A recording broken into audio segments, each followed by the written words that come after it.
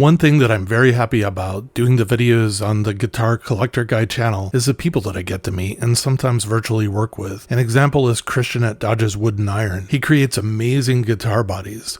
Recently he let me see an idea he was working on. The body in this video is a prototype that he came up with. Just seeing it in a CAD video, I already knew that I wanted to do a build with a body. It was a video of a possible Telecaster body, but with an amazing profile and with really great contours. Kind of like a smaller offset Telecaster. It just looked effing cool. When I saw him working on the body in videos and saw the grain of the wood, holy crap, man, I fell in love. The short video shots at the beginning of this video were shared with me by Christian of him building the body in his shop. I asked Christian the idea behind the body design, and he said the following: well, I'm a Tele guy at heart, so I knew I wanted something that made me comfortable, so I just tried to exaggerate the curves and body lines to be unique but still remind me of the basic Tele. So I took designs from Telecaster bodies that already had comfort curves built into them, and then I exaggerated them greatly so to fit this body style. I have cobbled together a process that helps me properly install the bridge on a Telecaster body. I have long 1/8 screws that I feed through the bridge's string holes, followed by taping the bridge in place once I get everything aligned. The following I learned from reading posts in different Telecaster guitar forums and is a great idea. I use a 7/64 VIX bit, spelled VIX, that is usually used for drilling self-centered holes in a door hinge. It has a sleeve that's around the bit that is spring-loaded and pushes back as you drill deeper. What is great is the lip of the sleeve rests on the circular edges of the bridge screw hole and centers the drill bit perfectly for you. You can pick up the bits on Amazon or a hardware store for probably less than about $10. This just works beautifully and is always exactly centered on the middle of the holes on the bridge. Once I drill the pilot holes, I finish drilling to the proper depth using a drill bit that I have put tape on so as to not over drill the depth. Blue tape is my friend when doing builds. If I install a neck pickup and I'm not ready to drill the holes, I'll tape it in place so it's not flopping around and scratching the surface of the body. You can see in the video that I went through iterations of selecting the right neck and other hardware as I moved through the project. I started the project with an all parts maple neck with rosewood fretboard. Something about the neck not only did not look right for the body, but also did not play as I would like. I really like all parts necks and I use them all the time. This neck I'm sure will be great on another build project, just not this one. I ended up selecting in the end of the video a Fender roasted maple neck that is made in Mexico for $349 new as compared to paying for a Fender USA made neck that normally, to be honest with you, is like $599 and up. These are not only beautiful guitar necks, but also play really well. Used, they go for around $299 in mint condition. Really well worth it. It is a roasted maple neck with a modern C-shaped profile, 9.5-inch radius maple fretboard, 21 narrow tall frets, has a synthetic bone nut. Here's one of the things that I really like: has a gloss urethane finish on the fingerboard and headstock face, but a satin finish on the back of the neck. Back to the body. One of the things I was happy to see on this body was that it had the traditional 2 pickup configuration and the standard main volume, tone, and slider 3-way switch setup. For the electronics, I built out a modern standard Telecaster wiring harness with a .047 microfarad capacitor installed. I wanted something that would complement the Lindy Fralin Blue Special Telecaster guitar pickup set that I was installing. I had to use long stem pots so they would fit through the body and I would still be able to put a washer and nut on them. I had to open the holes on the body with a reamer just a little to get the stems through. I really didn't like the look of the original black pickup ring on the neck pickup and I replaced it with a nickel one instead. When the project was complete, I was really excited to send a picture to Christian. Both of us were really happy with how it turned out and looks. The overall weight is on the lighter side of 7 pounds and 4 ounces. When you have a strap on the guitar and are playing it, it has great balance. No neck drop. It just sits perfectly. What really had me excited was how good it sounded just plugged into my little positive grid amp on my bench that I use for testing. The final recordings at the end of this video are on my Fender Princeton Reverb with 2 Shure SM57 mics. I always just play simple chord percussions on the videos for 2 reasons. I want you to just hear the guitar, and also I've gotten trademark dings with other channels saying I'm copying their music. This way, with random chord progressions,